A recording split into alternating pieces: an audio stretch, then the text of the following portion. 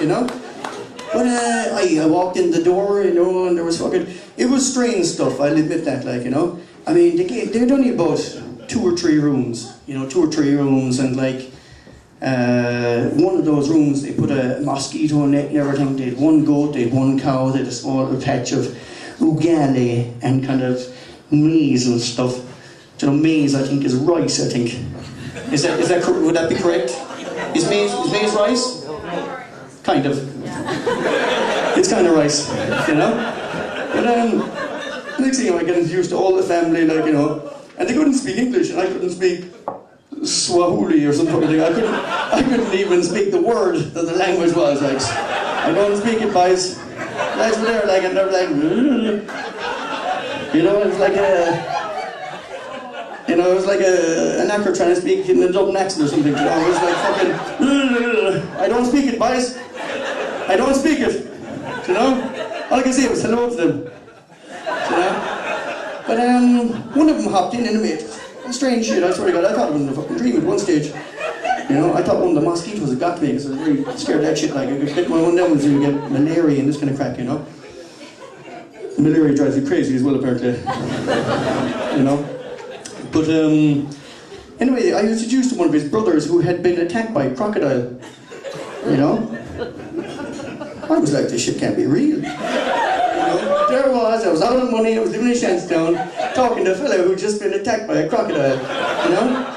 I thought it was like fucking Crocodile Dundee or something like that, like, you know? You know? Actually, incidentally, do you remember that scene on Crocodile Dundee? I love it. Who was it? Who reminded me? I think it was Barry. Barry told me, you know? Do you remember that when he works up to the traffic light, you know? And there's this punk there and he rolls down and he goes, "Mick Dundee, mate. In town for a couple of days, might see you around." But anyway, where was I? After that awful tangent. But anyway, right, I got my money together and shit like that. I think Mum and Dad were on holidays, so I went to the bank of, I think it was Noreen and Nigel, was it? Norman, were you digging an email or something like that? So I got money over anyway. And money in Tanzania is like, I think it's like Tanzanian shillings or something, you know. And I remember I got transferred over 1,000. So 1,000 euros. Because I wanted to do some, you know, fancy myself as a bit of an explorer and this kind of shit, you know, like Tanzania and, you know, the Serengeti and all this kind of stuff, like, you know. So finally, anyway, the money came in, you know, and I was delighted because I remember I was looking at some kind of beggars and shit like that and said, tomorrow morning I will be there, you know? And that's my spot, because that's the best spot, you know? The one right beside the post office. White people coming out, you know? So I went in anyway to the post office and I said, "Is my money here?" And she said, "Yes." And I was dressed like, kind of like an American inside in Killarney, you know? I had the shorts on, you know, I had the Notre Dame t-shirt, you know, the good teeth, everything, you know? How you doing? You know? And your mum says, "Your money is here." Finally. Podge Patrick. You know? So I said, "Fucking bring it on. I tell you, bring it on. I fucking want to know. I'm fucking starving." Seriously. And I didn't have a, like over there, man, there's no such thing as a shower. You know? You get a bucket and a small little, you know, a cup. You know, keep on pouring it over each other, but catching it on the bottom over again. It was repugnant shit, like, I swear to God. Terrible stuff. You know, but anyway, the money came in. This woman, she brings out a tray about, seriously no, about quarter the size of that table. And I was wearing a pair of shorts and a t-shirt and stuff like that, like, you know. And unlike an American Killarney, I didn't have the fanny pack. You know? Sorry for that, Chris. But, and Ashley, excuse me, sorry. But I had to conceal the money then. And I was wearing, you know, and you know the type of shorts that I'd be wearing, you know? They'd be skin tight. Skin tight because I'm fat. But if I'm wearing skin tight, they say that's all he got. You know? Paul got this all again. Sorry, sure. But I had to stuff the money down the inside of my pants.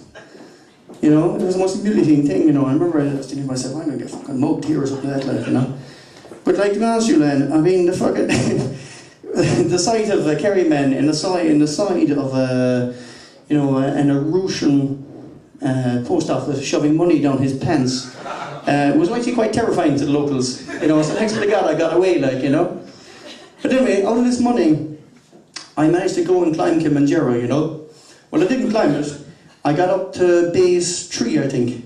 But of course, through Caravan, I had no gear, you know. I was there, I started off first day. I was in shorts, sandals, skimpy t-shirt, and no hat, no glasses, and no poles. So I was joined in by a group of, I think it was Canadians. They had spacesuits. They had tablets for the altitude, you know. And they're all kind of fucking, motivating each other on, like, you know, I can do this, you can do this. You know, you came here for a reason, this kind of shit. I don't know, I wasn't really listening, I was kind of, you know, like, you know, but I went up the mountain anyway, and what I did realise about altitude, you know, is that in Kilimanjaro there's actually ice and stuff like that in the top of it. That's how high it up was like. But I was thinking I was dressing like, you know, a Kerryman, I was dressed for Africa. Do you know? So now I was nearly clear with the fucking duck here, do you know what I mean? Like, but we went up anyway the second day, I remember I had a rucksack, like, you know, and I had like a spare pair of pants, you know. So the second day I got there anyway, on went the pants anyway in the jumper, you know. Those old style jumpers as well, you know, the big woolly ones, you know. Do you know, that insulation over fashion kind of stuff, you know. So I was climbing anyway, and I remember meeting these people coming down after a while, and they're all kind of giving me stuff like, you know, like poles and glasses and shit like this, you know. And by the third day anyway, it started to get really, really cold, you know. So at that stage anyway, I had to lose dignity. Dignity goes out the window when survival comes in, you know.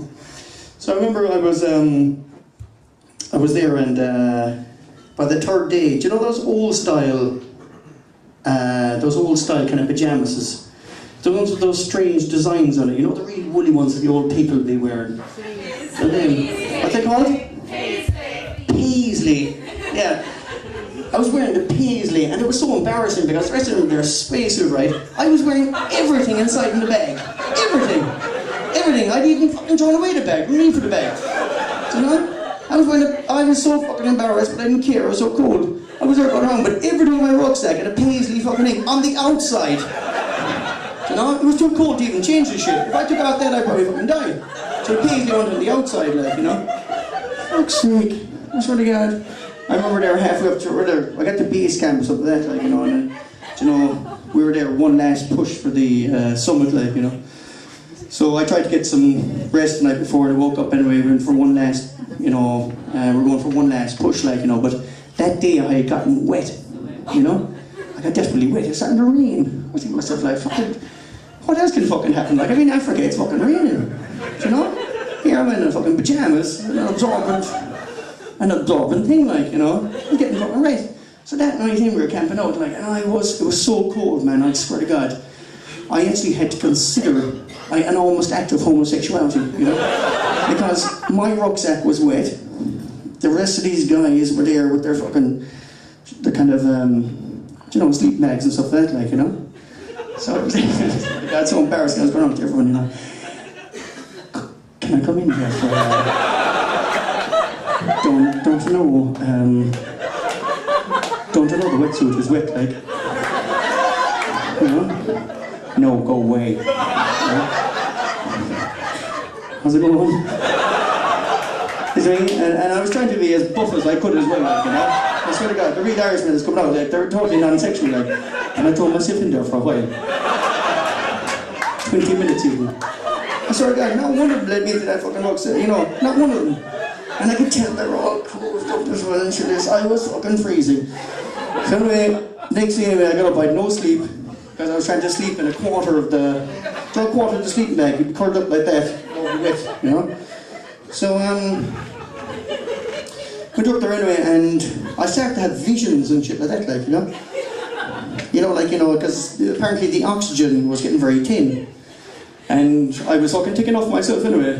But I started to imagine shit, like, you know, imagine stuff about football, about the Kerry finals, about the last minute, the ball coming in high, Pat Sullivan coming in around me, just I'd be kicking them off and day, like, you know.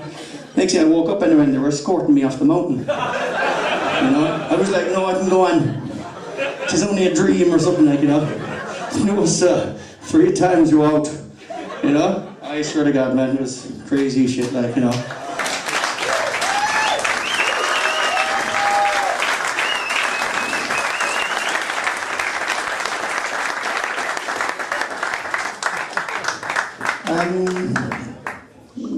We're going to take a bit of a break now, I'd say. Is it time enough to take a break? Is it? Is that cool? Is that okay? Is this crazy? It's cool. So we take a break for about 15 minutes or 20 minutes, something like that, so we can stretch your legs, something like that. Let's get on with this, bitch!